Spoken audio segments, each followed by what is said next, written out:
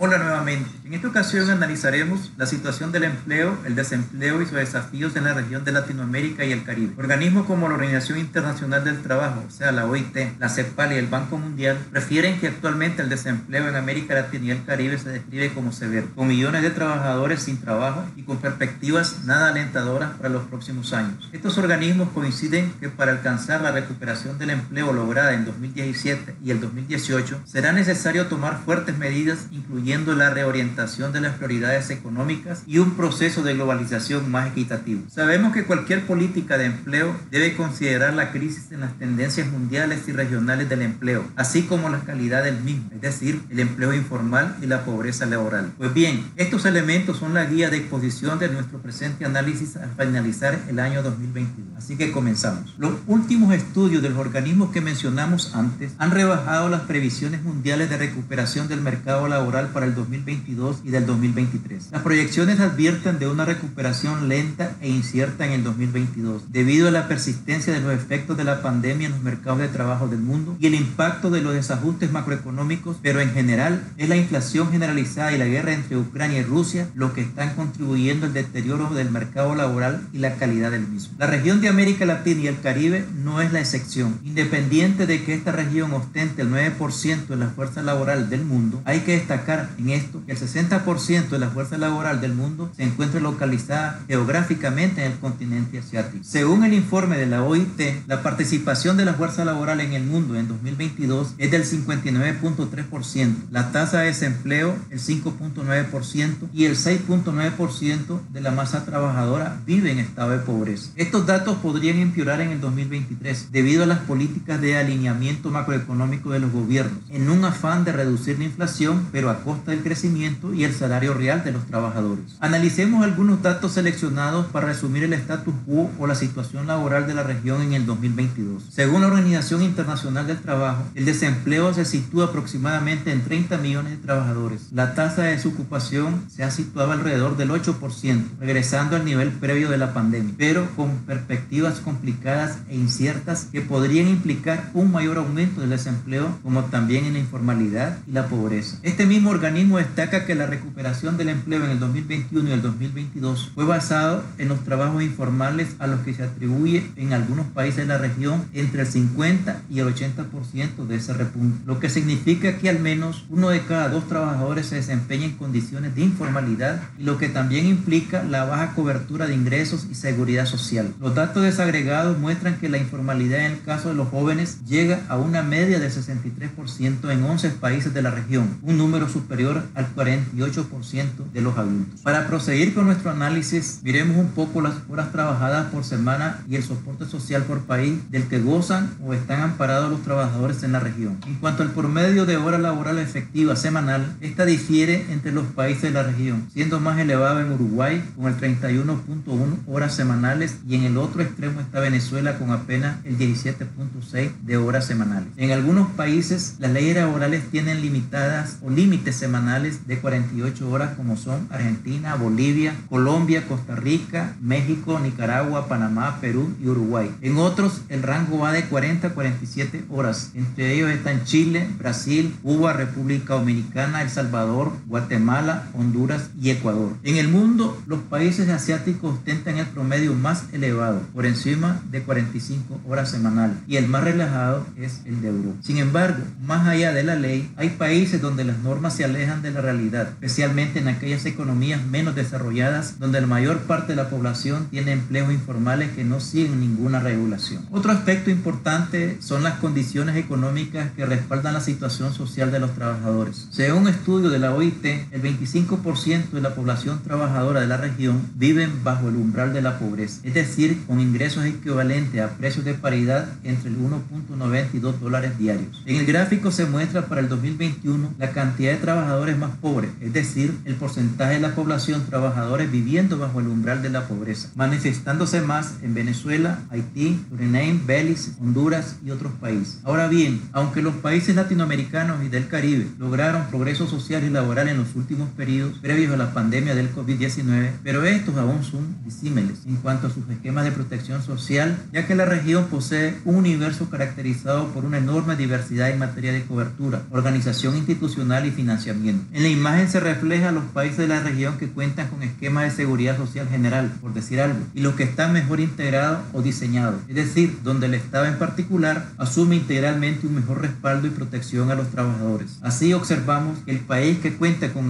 al menos varios componentes sociales de protección es Brasil, teóricamente el más completo, y por ello le hemos dado un nivel de puntuación para este análisis de grado percentil de 100. En la imagen aparecen los demás países que se ubican o están clasificados con base a la referencia de Brasil. Realmente es muy difícil analizar la dispersión de medidas sociales con que cuentan los países excepto Brasil. Por esta razón, el orden que aparece en la imagen está basado en el nivel de integralidad de las políticas sociales, pero la calidad aún es un tema que requiere descubrir y analizar adecuadamente y no está a nuestro alcance en este análisis. Siguiendo la línea anterior, en la figura se muestran los 8 componentes del sistema de seguridad social que son practicados en la región. Estos componentes están localizados en todos los países. Algunos cuentan con uno o más componentes y otros son más integrados, como Brasil, quien es el que cuenta con una política social laboral constituida en una sola institución. Así, a través de los datos de la OIT en el 2021, observamos que la cobertura social y de respaldo a los trabajadores es realmente baja en la región. En promedio cubre apenas el 32% de los trabajadores con algún tipo de componente de protección. El componente más dominante es la edad de retiro y la cobertura menos dominante es la protección al desempleo. Estos datos también revelan en gran manera el tamaño del trabajo informal, que no cuenta con respaldo social. Aún más, en situaciones de crisis como la que se está viviendo en el mundo, estos trabajadores viven una situación dura y casi imposible de solucionar. La imagen muestra los porcentajes de protección según el esquema de política social en la región. En efecto, observamos que el 10.9% de la población laboral estaba protegida en el 2021 ante situaciones de desempleo. Es un dato que revela el grado crítico y una gran masa de trabajadores que están en el desempleo y sin ninguna protección por parte del Estado. En cuanto al componente social de desempleo, algunos países caribeños dan este beneficio laboral, o sea que lo otorgan a sus trabajadores, y también otros países del continente como son Argentina, Brasil, Ecuador, Uruguay, y son los que tienen este tipo de política social al desempleo laboral, pero la cobertura también es muy baja. En cuanto a las perspectivas salariales, se estima que en el 2022 se alcanzaría una mejoría relativa debido al crecimiento de la región. Sin embargo, la CEPAL ha publicado una previsión de crecimiento de América Latina para este año de un 3.2%, pero este organismo anticipa para el 2023 que habrá desaceleración de las economías acentuado por un contexto internacional muy desfavorable, en el que se espera una desaceleración tanto del crecimiento como del comercio global, con tasas de interés más altas y menor liquidez global, producto del conflicto bélico entre Rusia y Ucrania. La guerra ha afectado negativamente el crecimiento global y con ello la demanda externa de los productos regionales y muy fuertemente a América Latina. Así, los países latinoamericanos estarían enfrentando un entorno complejo